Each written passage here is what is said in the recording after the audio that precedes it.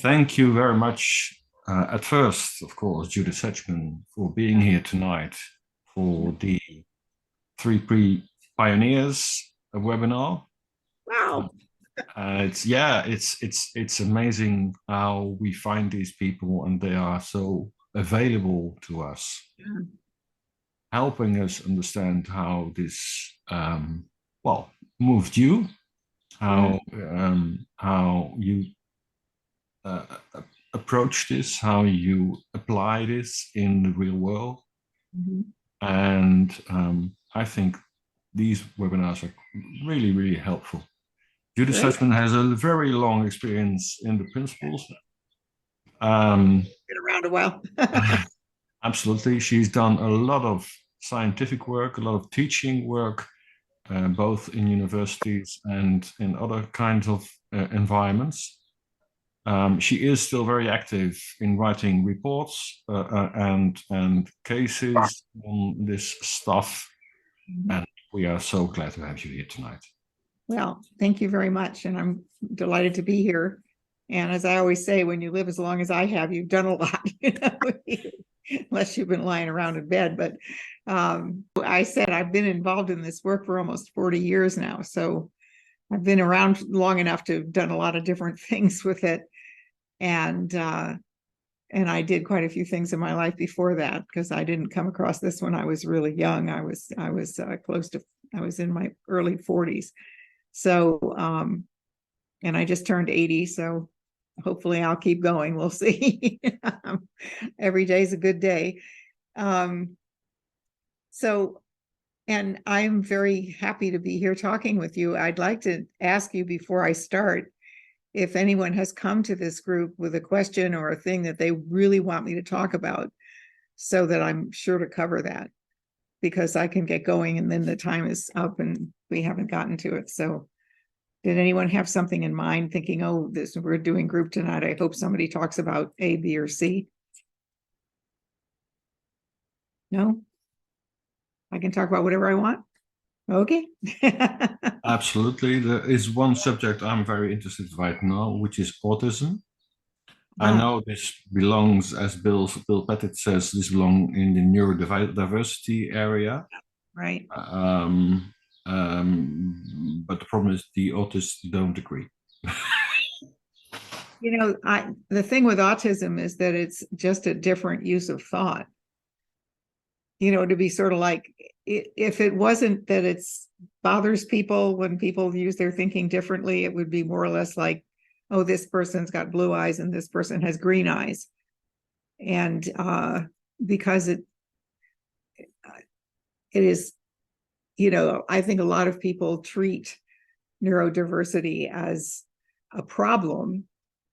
I've worked with a lot of people in different autism presents differently in everybody. It's like there's no one common way, but generally speaking, there are two things that I've discovered from talking to people and from my own experience with clients, is that if the person feels safe and quiet, it works out very well to talk. But autistic people don't, in general, do as well if they're part of a group, or if they're in a noisy setting, or if there's a lot of other things going on, and they have to. It takes longer sometimes to gain trust because they're used to being judged. In the world, they are often judged or singled out as different. So it takes longer for even the most caring and loving person to earn enough trust with an autistic client to have the person open up and feel free to speak. But I used to work with veterans with PTSD, and I had an autistic member of that group once who was just amazing. He had this, he was very, very, very smart, but he had had a very bad experience in the service because he had joined thinking that he was going to be able to be a parachute person. He wanted to jump out of planes and take risks. He liked excitement. and he ended up on a nuclear submarine. And for him, that was like being sent to hell early, and so and not only did he end up on a nuclear submarine, but when he was on the nuclear submarine, he was put in the room where the button is, that if you push the button, it shoots off a nuclear bomb. And so that required a lot of self-monitoring, because you're sitting there, you're bored, and there's another person there, but you have to restrain yourself from pushing the button. And he ended up, really having a breakdown over it. He just couldn't do it. And I don't know how the Navy did miss that, frankly. I think it's kind of crazy, but they missed it. And so he got a discharge. He got a medical discharge. And then he had PTSD from the whole experience. And he's in my group. And I said, well, is there, I asked everybody in the group in the beginning, because most of them were just not doing much. They were just sitting around talking to each other about how miserable they were. And I said, are there things that you guys really want to do? Like something that this is kind of an opportunity, because you're in a program and you live at home, you live wherever you live, but you're not institutionalized in any way. You just have to follow the program. And this would be a good time to explore things that you might want to do. So he says, I want to run the Boston Marathon. I said, well, that's a very reasonable aspiration for a fit young man. Yeah, that'd be great. And several others had, other things. And we talked about, like, how do you get from wishing that you could do something to actually doing it? And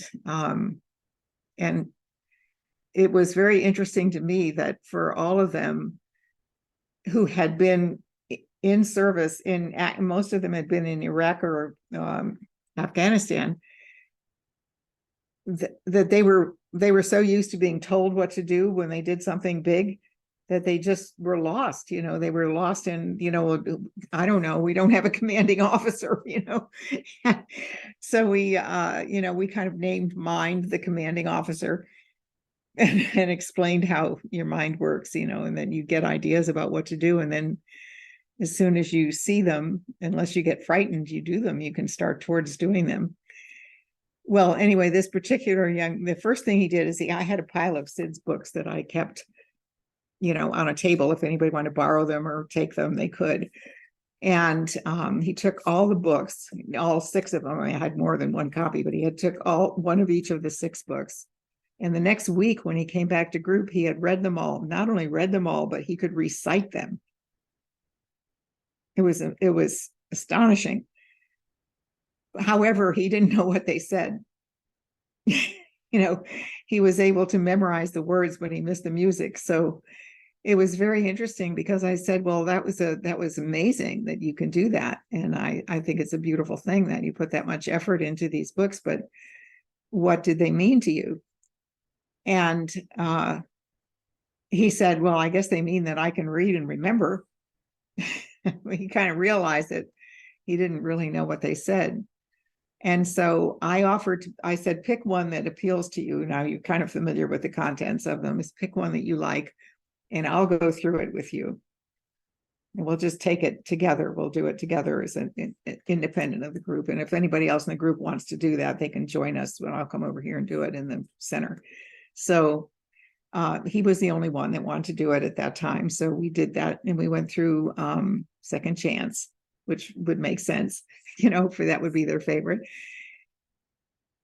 And it was remarkable to me that when we slowed down, like take a paragraph and read it really slowly, and then I'd leave with silence and let him reflect for a minute. It was just amazing to me how much he got out of that. He just had no idea how to slow down, and left to his own devices, he speeded up, and he really changed.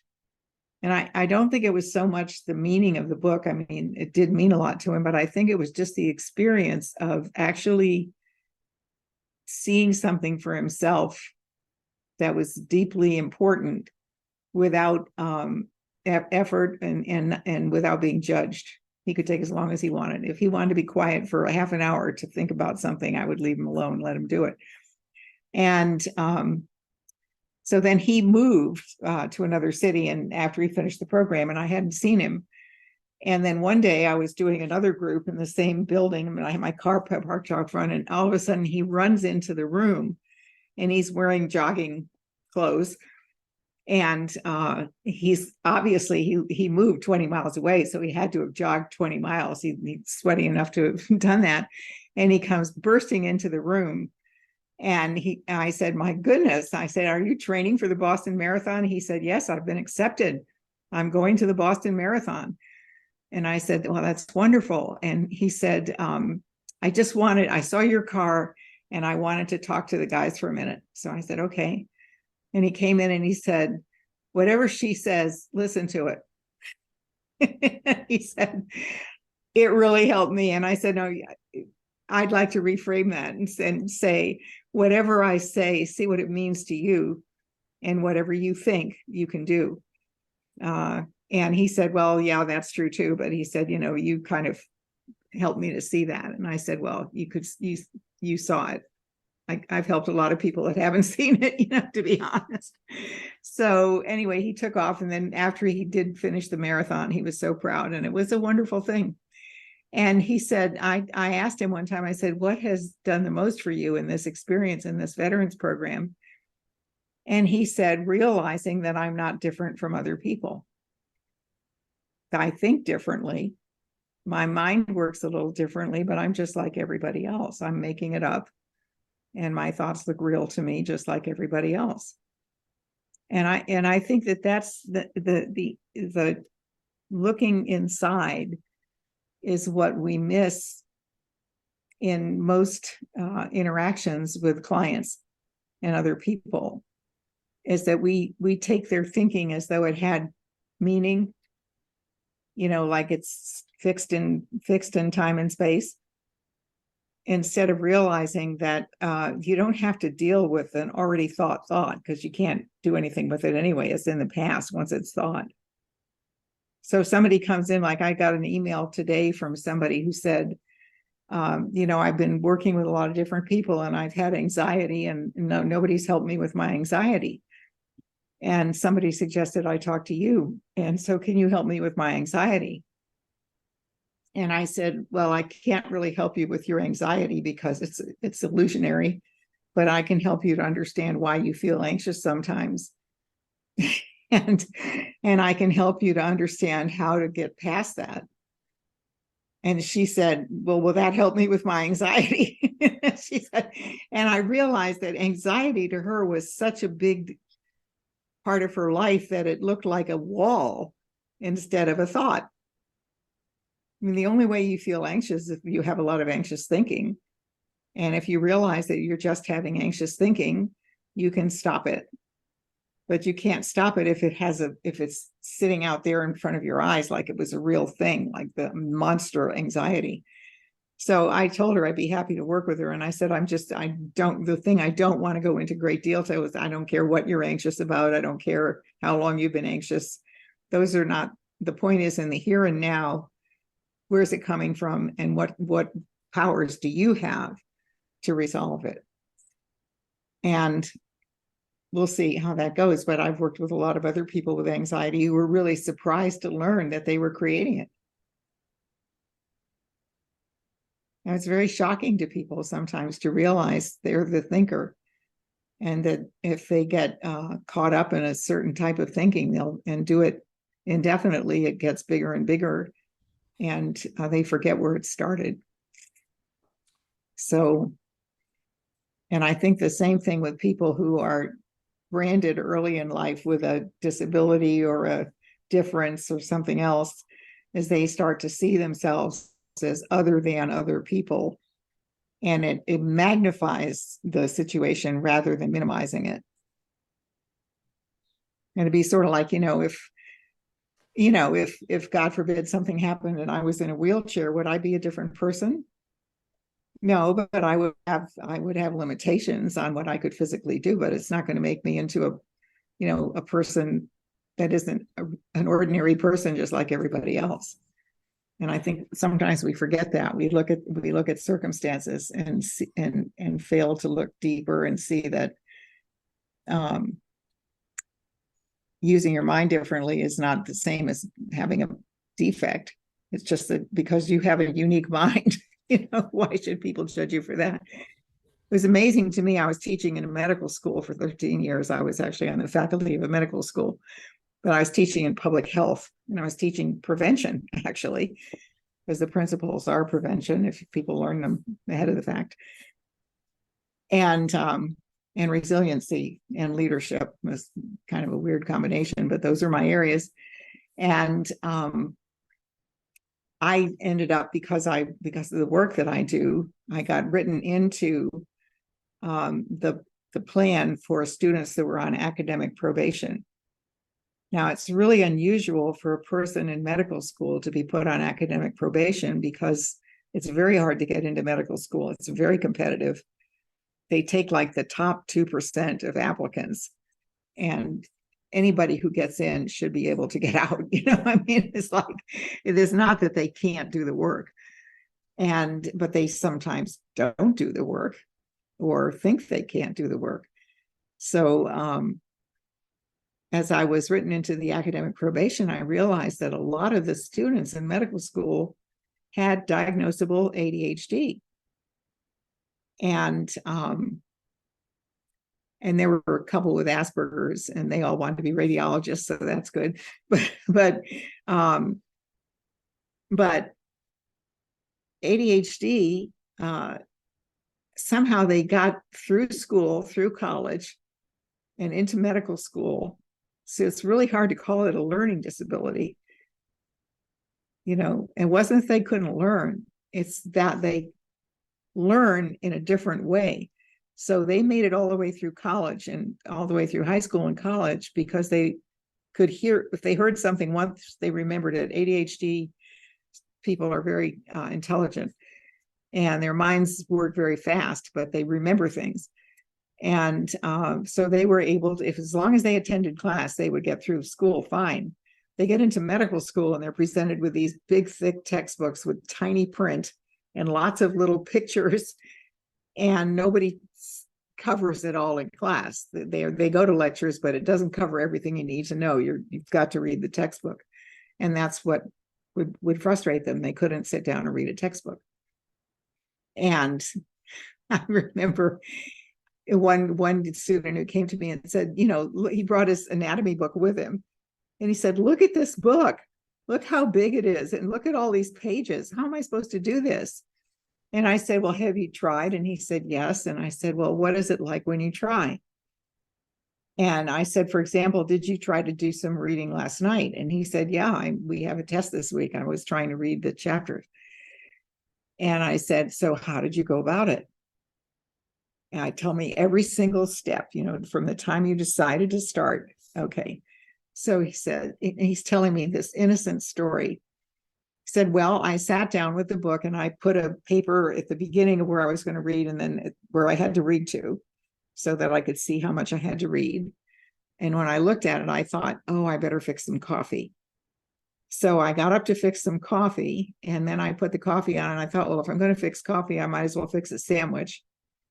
So I started fixing the sandwich, and then I looked into my bedroom and I realized I had a big pile of dirty clothes in there. And I thought, well, I'm going to be sitting up reading this book. I'll put the laundry in."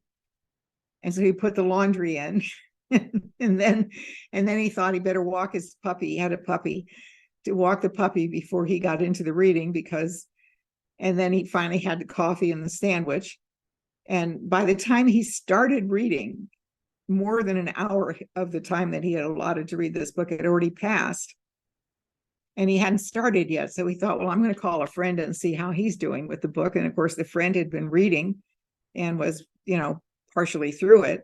And he said, "Oh my gosh, I'll never get through all this reading. Look at him. He's already read like 60 pages and I haven't even started." So he called another friend. And then he decided, well, I'm probably not going to be able to read as much as I thought. So he went through the book again and changed the goal. And honest to God, by the time he started reading, he was exhausted. He went through all these steps. And I said, when you tell me this story, I said, do you see anything weird in your story compared to what your friend did? And he said, no, I don't. And I said, well, do you think he did his laundry and walked the dog and made a sandwich and coffee and, did these other things? And he said, well, no, I think he probably had taken care of things earlier, but, I said, no, I said, he wasn't distracted. When he decided he was going to read, he just started reading. So when you get distracted, one thing leads to another. We've all done it. And when your mind is moving really fast, it's easy to be distracted. So, you see a bird flying by and then you think, oh, I wonder if there's a nest over there. And the next thing you know, you're out in the yard looking for the nest. And I said, that's distraction is a gift for people with ADHD because you don't miss much. But it's a problem unless you know what it is, where it comes from, and know how to override it with your own thinking when you get distracted. And he said, well, I don't see how I would do that. I mean, things happen so fast. And I said, well, that's the problem. When you're thinking really fast, things happen really fast. And so we did some, I asked him, if his thinking ever slowed down. And he said, probably when I'm asleep. And I said, well, no, when you're awake. And he said, well, I do he likes slow jazz. And I said, well, I tell you what, I don't always advise people. There's nobody singing in slow jazz. It's all music. And I said, I don't usually advise people to listen to music or listen to the radio when they're studying, unless it's quiet and background. But I said, you could put on slow jazz in the background and just relax into it. And then start reading and just kind of read to the music, let the music go. And as long as the music is playing, you just keep reading. And, that way you're not as likely to be distracted. And I said, when you do get distracted, you could sit for a moment and decide, is it worth getting up or should I just keep going? Is this distraction worthy? I said, if your house is on fire, I suggest you get up, but if it's a bird flying by, let it go. And so he laughed at that. But, we practiced slowing down when you need to because you can. And even though it's not natural to a person with ADHD to think slowly, it's not that they can't do it. It's just that their tendency is not to. And, he did fine. He actually, and I said, this is going to help you too when you're a doctor. I said, you don't have to judge yourself and you can think as fast as you want to when it's working for you. But you're the thinker. When it's not working for you, slow down, and when you can't figure out how to slow down, call a friend and say, would you talk me down here? I'm thinking too fast. And now that seems like an outside-in solution, but he couldn't have done any of those things if he didn't understand the nature of thought. He did not know that he had anything to do with his thinking. Well, nobody does, really. I mean, because we talk about it, but nobody in the world of psychology, except the people that do the principles, talk about the thinker creating thoughts and creating experience. Most people take thoughts as a given and deal with them. That's like the person with issues, as far as she's concerned, is if she's thought it and she thinks it's an issue, it's a real thing. And the problem with thoughts is once you come to believe that they have a life of their own, then you live at the mercy of your most dysfunctional thinking. Because the reality that it takes is not, instead of saying, oh, this is what looks real to me now because of how I'm thinking and the way I'm using my thinking, you go, oh, that's true, because it looks true. It's very innocent. But that's the advantage that we have in this work, is that we know that there's a depth of quietude inside everybody that we're born with. That's our consciousness. And that's the energy of life before we make thought, before the formation of thought is just a form that we form. And that if we can get quieter, get closer to that, we can get closer to sidestepping thoughts we don't want to spend time with. Because in that moment, before you actually create a thought and act on it, think it, feel it, act on it, you can think anything. And people forget that they're in the driver's seat of their life. I mean, I think it's very good news. I remember when I first learned the principles, and I got involved because of Dr. Bill Pettit, because he was my client. I was the CEO of a medical practice management company, and he was a new doctor who had come to the community where I was, and he hired me to manage his practice, my company, to manage his practice, because he was so busy seeing patients that he didn't have time to do the business part, nor did he really want to be honest with you. And medicine was getting very complicated in this country at that time, because unlike the rest of the civilized world, we have to file insurance claims and all this stuff. And so that's when I met Bill and he explained what he did. That was the first. I mean, I'm a grown woman who's got a preteen child at the time, and has been married for 20 some years and a full career. And my husband was a banker, and we had a complete life. And nobody had ever mentioned the idea that thought was optional. I didn't know that I had a choice about what I thought. I mean, it's amazing. I've been through all the way through school and graduate school, and been very successful in 4 different careers. And I never come across the idea that understanding how thought worked would make any difference. And because thought was just stuff that happened in your head. And if somebody had asked me, say, I have no idea where it comes from. I just have these thoughts, And when you see life that way, you're always trying to fix the consequences of your thinking rather than taking control of your thinking.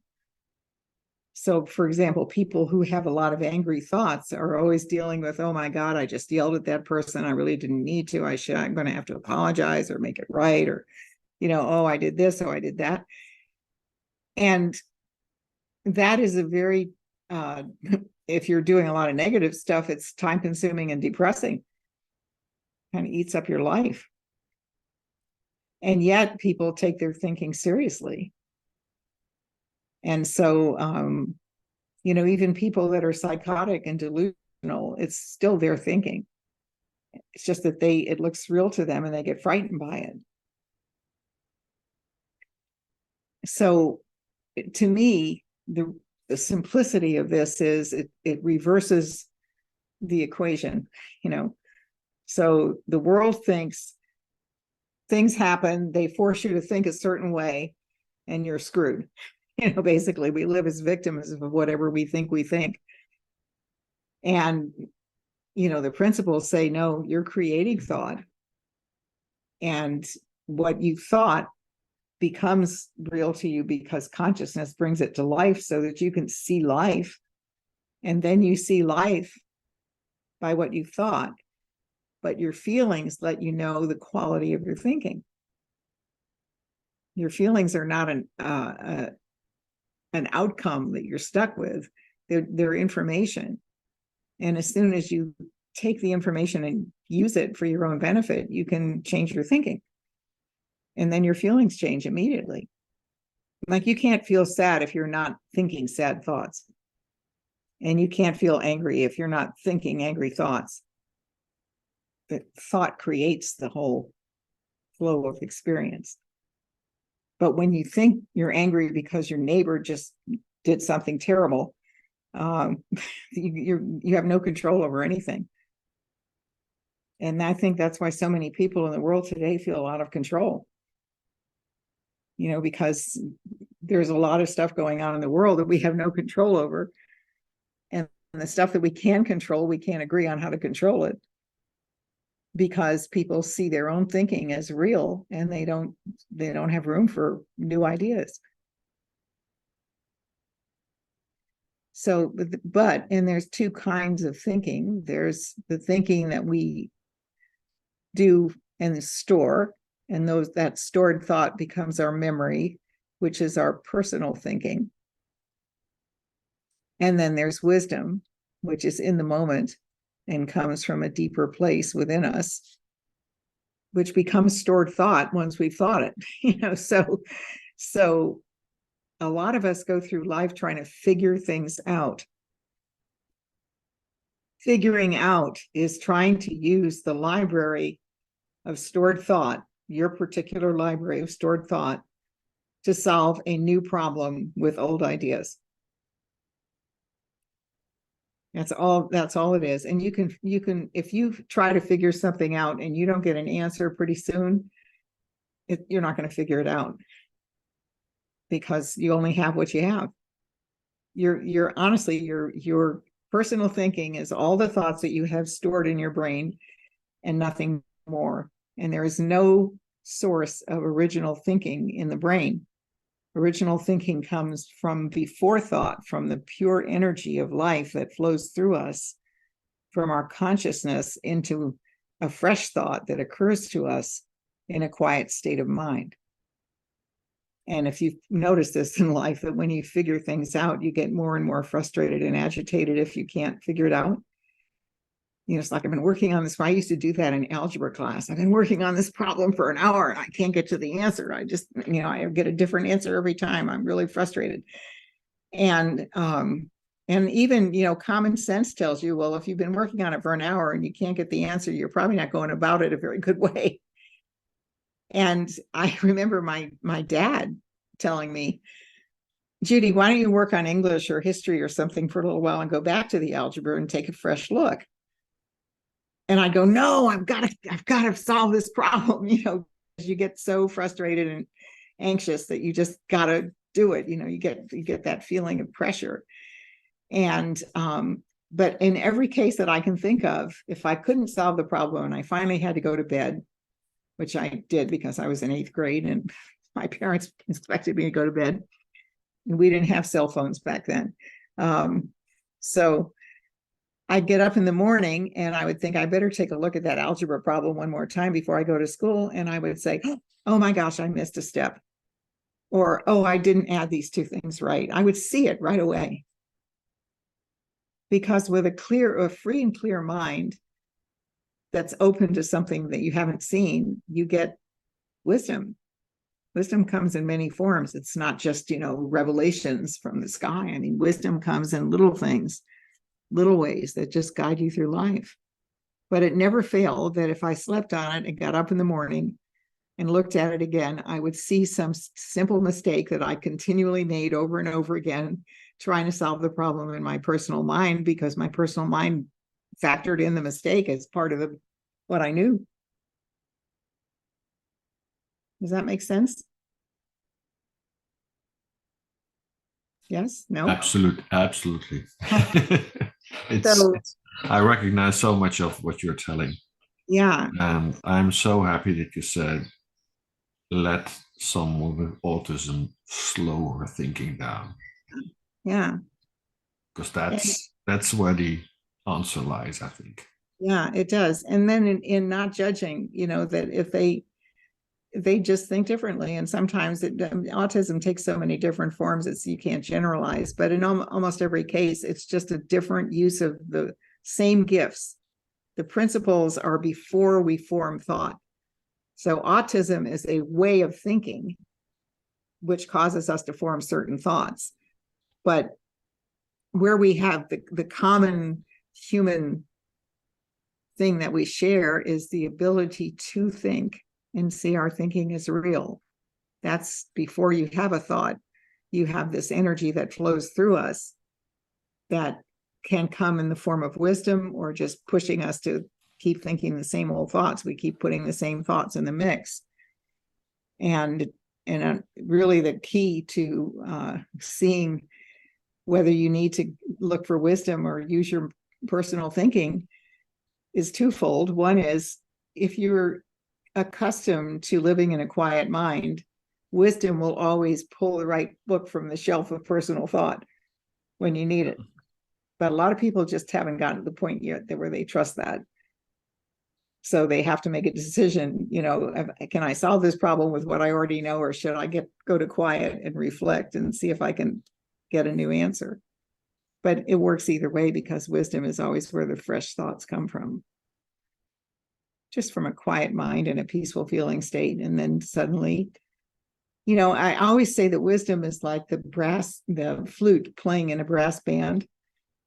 And if you go to a parade and they're marching along and the brass band is playing, and there's always a flautist in there somewhere and blowing away, but until the brass stops, you can't hear the flute. Well, that's how wisdom is. It's constantly providing us this flow, but we don't hear it or see it or know it unless we, number one, look towards it, and number two, quiet everything else down. Because your personal thinking is like the brass band. It's very seductive, personal thinking, because it's what you already know. So it's like, you must know this. You know a lot of stuff, But if you don't know the answer to the thing you're trying to find the answer to, you don't know that, you're missing that piece yet. So I think that the power. Sorry, Mhm. I must have picked up that metaphor from you then, because I use it all the time: the brass band and the wooden flute. Yeah, well, I've been using it for years, so somebody probably, I'm sure a lot of people use it, so. It's amazing, yeah. It's also, how I don't know whether we all have the same expressions in different languages, but people talk about the still small voice, or something told me.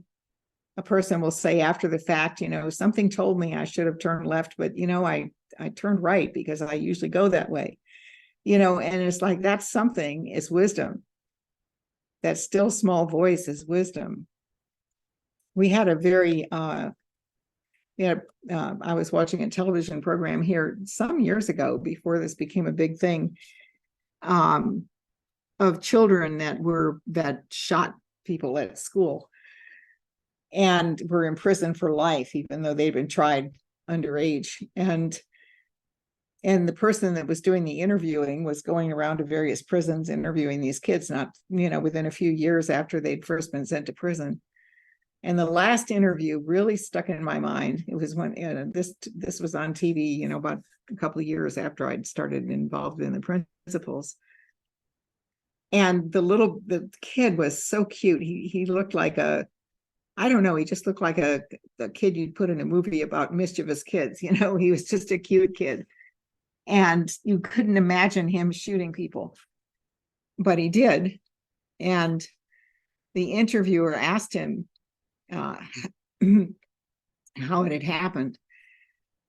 And he said, well, I was very angry, and I went home for lunch, and I was angry because this boy had bullied me, and then I was trying to get away from him and fend him off so I could get away from him, and the vice principal came out, and the vice principal thought it was me, that I'd started it, and he took me into the office and was going to suspend me, and the bully got away.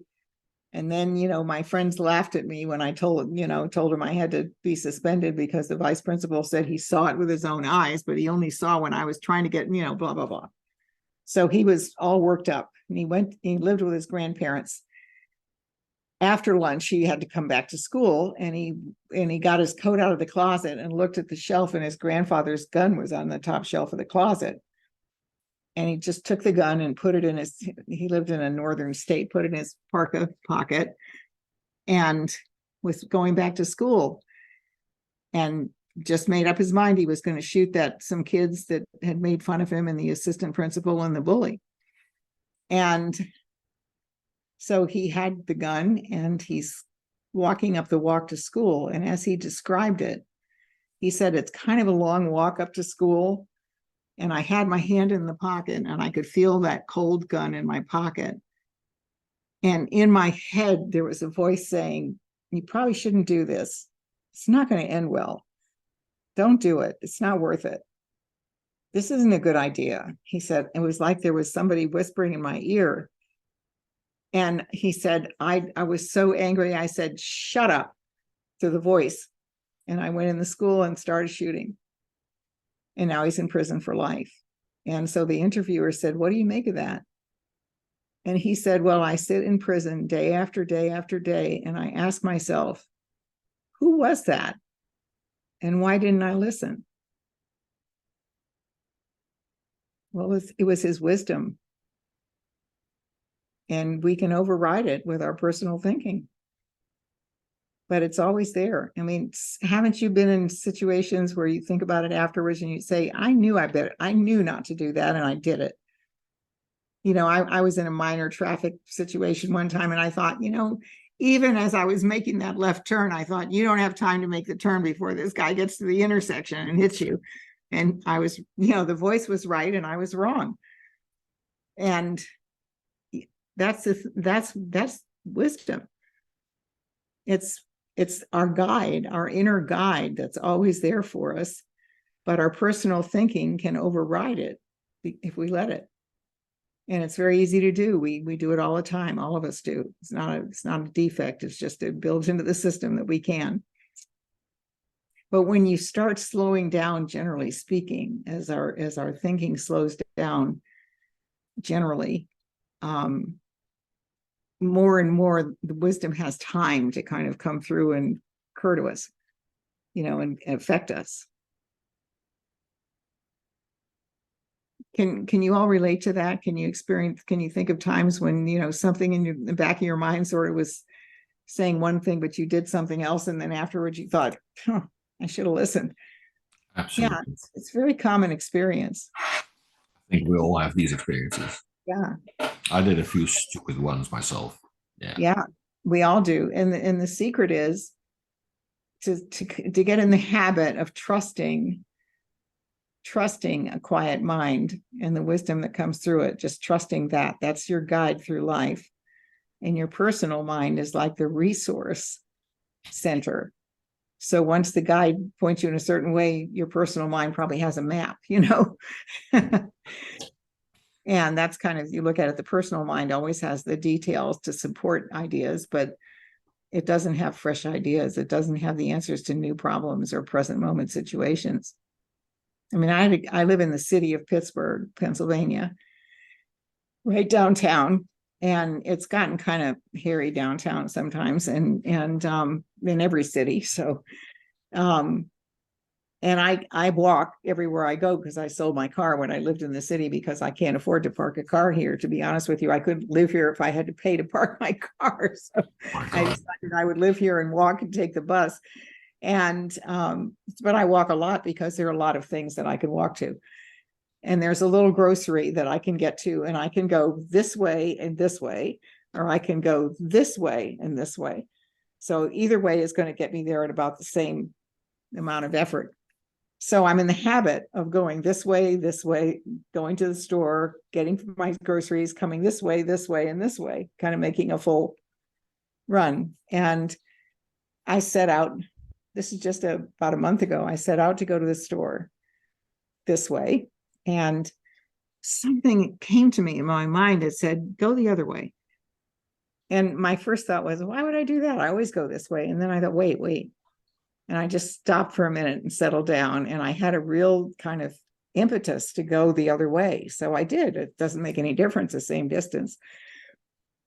I went the other way. I got my groceries. I got out of the grocery store with my little push cart that I take to the grocery store. And I started to come home the way I hadn't gone. And I looked down the street, and there was a bunch of police cars and yellow tape up and 2 ambulances. And I'm like, oh my gosh, something happened down there. Well, it turned out it was a random shooting. And had I gone, I walked down to where the police were and asked them what had happened. And the guy said, well, about 3:00, this kid got off the bus at the bus stop and just started shooting people. And he killed 2 people and injured about 5. And then, of course, there was more people than that around. And I'm not saying I would have been killed, or I have no idea, but I would have been in the middle of it because that's just about the time I would have been there. Now, that is how wisdom works. You hear stories about people who, for some unknown reason missed an airplane. They never missed a flight in their life. And then they forgot their key, or they forgot to lock something, and they go home and then they miss the airplane and then the plane crashes. And they're like, I don't know how that happened. Well, because there is a, fate is not in our control. Our fate is not in our control.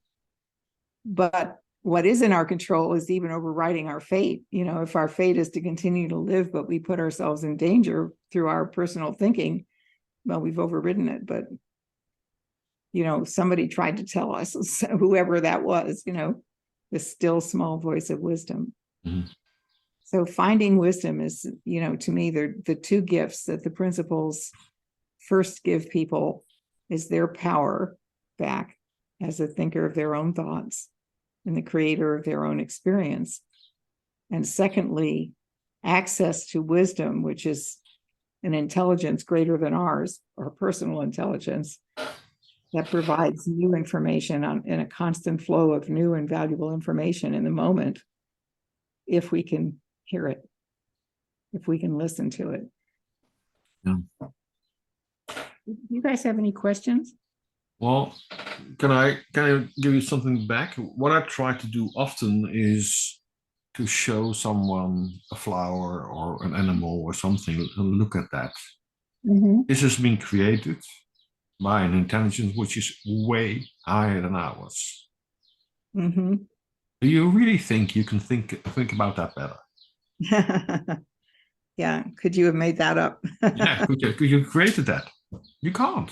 We can't. It's okay. But we're part of that process. So we're just a piece of the puzzle. It's a little humbling, it's hard for the human ego to deal with that. But the truth is that we're just an element in the process of creation, which is infinite. And when we say creation, that's the whole universe. It's wonderful, the things that we're seeing out there in the universe now, that with these new telescopes, but all of that's the energy of creation at work. And we're just a speck in it. But we have the ability to create our experience of it. I'm sorry that did I interrupt you? Were you going to say? No, you didn't. It's wonderful. It's great. People find it often so difficult to learn not to listen to their personal thinking, because they've been trained to do so. They've been constantly, the whole world is telling you, think about this, work hard, do that, figure it out for yourself. Yeah. And it's not true. What school does to us. Kids are creative until they go to school. It's really troublesome. But school does that. It makes you say, well, somebody else smarter than me wrote this book, so if I memorize it, I'll be as smart as them. But that's not how it works, And but when I was teaching graduate students, I had a funny experience. I never give multiple choice questions or short answer questions. Almost always when I'm working with graduate students, any exam I would give them would be a couple of long answer questions, or 3 questions, choose 2, that kind of thing. And my students freaked out the first time they saw my exam. These are graduate students. They're graduate students in public health. And they're like, well, how are we supposed to do this? I mean, if we can't answer one of the questions, we're going to fail. And I said, well, read the questions, because I'm not asking you to answer. I'm asking you to think about something and write about it from the perspective that we've been learning. And you've been in class, you've been learning it. All you have to do is calm down, read the question, and reflect on it, and then give what you would do, what your answer would be. They had never had a test like that, and they were terrified. But they all did very well because they had been to class, and they, as soon as I calmed them down and they just actually got into it, they realized, oh yeah, now they could see how their learning was going to contribute to their life, because they were questions like a scenario. Like one of the scenarios that I used to ask students all the time is, okay, you've graduated from your program and now you're teaching. and you're in your first year and you're trying to do everything right and you're really kind of uptight about it and you're getting nervous, and a student makes an appointment with you and you make room on your calendar because you had something else you needed to do, but you figured out a way. And then the student arrived at 15 minutes late and breathless and sweaty and said, "Oh, I'm so sorry. I had a bicycle accident. I was trying to ride to school. I was riding as fast as I could, and I ended up running into the side of a truck, and I didn't hurt the truck, and my bike's okay. And I fell off the bike, and then I was scared, and I had to get my breath and get back on the bike and get to school. And you're in a bad mood because you were waiting for that student and you had made room for them, and here they are late, and they've got this cockamamie excuse, and you don't believe them. Is that right? What do you think?" And there were students who would say, "Well, they probably were lying." So it depends their view of mankind, but it doesn't matter what they thought. They're in writing it, they would have to answer the question, was it right for me to jump to a conclusion? And if I didn't do that, what would I have done? And now that shouldn't be too hard for somebody that's been in a 3 principles class for 2 months, but it was an interesting thing that when they finally got around to doing it, that everybody's answer was different because I had them share their answers. And first of all, they thought there was an answer. No, everybody thinks for themselves. But they were very different in their level of compassion and how they would have approached asking the student more to find out for sure that this was, the student was telling the truth. One person wrote a lovely thing about, the first thing I would do is check with the student to make sure they really hadn't gotten hurt, and check and ask, does it hurt anywhere? Are you bleeding? Did you cut yourself? Let's take a look and see if you're okay, because we can get you down to the nurse here if we need to. And so people had a very different way of approaching it. But what they learned from it is that everybody thinks for themselves and they can solve problems if they don't get agitated. If they get angry, they're going to do wrong. They're going to make wrong decisions that lead to a bad conclusion. And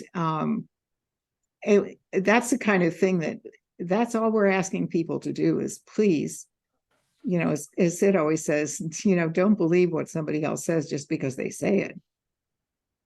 Believe what you intuitively know that you can feel is right, and believe what your wisdom tells you, because your wisdom will always guide you the right way.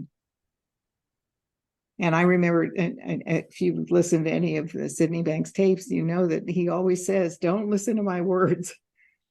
You want to pick up on the feeling behind it, what I'm pointing to, because the only thing he's really pointing to is that you have the power to determine your experience of life. And that is an incredible gift, because you can change your life in one thought. I mean, you could be walking for miles the wrong way on a path of life and suddenly see something that shouldn't be growing in the area that you were trying to walk towards and realize, oh my gosh, I've been going the wrong way, and turn around. It just takes one realization to see when you're using your thinking against yourself. But you have to know that's possible to look there. So that's kind of what I want to talk about. But Wow. I hope I'm not, just talking stuff you already know really well, but sometimes just hearing somebody else talking about it is helpful. So do you have any questions or any comments or anything you'd like to share? Please raise your hand if you want to ask a question or make a remark or want to share something. Like Eileen. Are you muted? Oh, we hear. I think we hear her. No. No. She's not muted, I think. I know she's not muted, but I can't hear her. I wonder if the mic is on.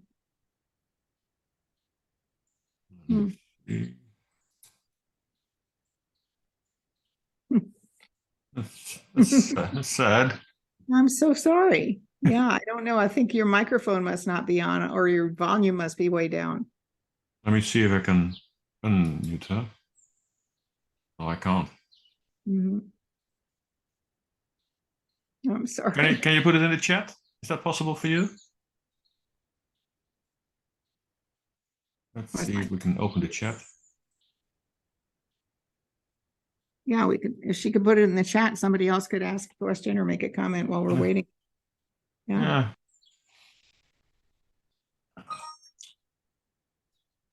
Yeah, I was very much struck by the fact that you said that autists who are often overwhelmed by the input and influx of all kinds of impressions and things that happen, are so much helped by slowing their thinking down, because they feel they are. There's a question there. Yeah, they can't sort it out otherwise. Yes, absolutely. That's it. Go ahead, Linda. Unmute yourself. Yeah, please. Oops. Hi. Or the podcast you make from Psychology Has It Backwards. Yeah. I have a question because it's always very nice to get reminded. I love the word remind. Yeah, right. But I'm a little bit curious about you say, and in some way I can feel it, but we are in control of our thoughts. That's also a little bit for me tricky because is that so, because I don't know what I'm going to think in 1 minute. Oh no. No, you're not in control of what you think. You're in control of what you do with what you think. Then I understand. Thank you. Yeah, I should have a little bit. Yeah. We're in control of what we do with our thoughts, or we're in control of whether we take them seriously or not. Yeah. Like a lot of teenagers especially have really bizarre thoughts and they get very frightened by them, but they don't realize they don't have to pay attention to them just because they pass through their mind. Yeah. But by the same token, your thoughts, the content of your thoughts and the feeling behind your thoughts lets you know if you're thinking constructively and going in a direction that's going to help you, or if you're thinking yourself down. Because if your mood drops while you're thinking, whatever you're thinking isn't working for you. So that's a signal to turn away, and you can turn away. I mean, you can't control it. You can deliberately think about anything you want to think about, but sometimes random thoughts come to mind. Frequently, random thoughts just pop into your mind. But what you do with those thoughts is what you control. Thank you. Yeah. I'm glad you asked that because I should have made that clearer. So, here's Eileen in the chat room. Oops, I get chat here. Yeah, I'll read it. I'll read it out loud. I just wanted to say it was lovely to hear you say that the pain for people with autism is they feel they are different from other people. And that the realization they are not separate from the whole of life and other people, but just a unique expression in the form of the universal formless energy of life. Yeah. Is that what they need to hear? Yeah. I think that's what she meant. Yeah, that is what people need to hear. And they need to feel it too. They need to feel that that's sincere. But honestly, some of the most brilliant people in the world are autistic. But they often restrain themselves from participation because they feel judged and picked on, and and this is not right, because what we all are is spiritual beings living our experience of life through a body. And the spiritual nature of the being is eternal. The body is not. The thoughts are not. The way we have our minds are not. Our personal minds are not. Those are things that come and go. But our spirit is eternal. And it's not a religious thing. It's not, Sid always says this is universal truth, that the energy of the universe never dies. It just takes different forms. And while we're in the experience we're having now, it's going to be different from other people's experience. And autism is just another experience. It's another way of expressing your particular thinking. And I have, I have a great deal of of feeling for people that are different for any reason, whether it be sexually or intellectually or whatever, because, you know, it seems as though society is taking a U-turn and turning away from graciousness. And it's very, very difficult for people who are, you know, I mean, I don't know what, who knows what normal is. I mean, we look across any group of people and you say, well, who's the norm? Everybody's different, but we're all thinkers creating our life moment to moment and experiencing life through our consciousness. And that's what we have in common. The norm is deeper than the appearance. And, you know, I even working with clients, like right now, I've had several clients that have gender issues, and they're transgender or they're bisexual or whatever. And there was a period of time where everybody was very tolerant and this was not an issue, but now suddenly it's an issue again in this country. I hope not everywhere, but and they're very scared. They're scared to go out. They're scared to be who they are. They're scared to say who they are. And that's not, you have to ask yourself, it's like being scared of people with dark hair. I mean, for heaven's sake, there's people with dark hair, you know, and it's like the same thing that we went through with people of different racial and ethnicities. You know, that they're not different. That's an external thing. It has nothing to do with deep down. And as I used to say to the students in medical school, when you hang a skeleton in the room, you can tell from the shape of the pelvis whether it's a man or a woman. But other than that, you can't tell where they came from, how old they were, what race they were, whether they were autistic or, you know, whatever they were, whether they were, you know, fun or not. You can't. You're looking at a human skeleton. And that's the body we're inhabiting. And they all look the same on the inside, you know. And then deeper than that, we have the same powers, mind, consciousness, and thought, to live our life. And nobody's different. There are no exceptions. So, well, I'm afraid I've used up my time, but I do. It's wonderful. It's wonderful to have you. Happy to come back anytime, and I really enjoyed speaking with you. And we would love that. Thank you. We would love that very much. I appreciate the opportunity. So you guys have a lovely rest of your evening, what's left of it. And it is wonderful. Thank you so much for being with us tonight. Thank you so much for sharing so much with us tonight. Yeah. And yeah. All right. It's wonderful. Take care, everybody. Okay. Thanks a lot. I'll close the recording.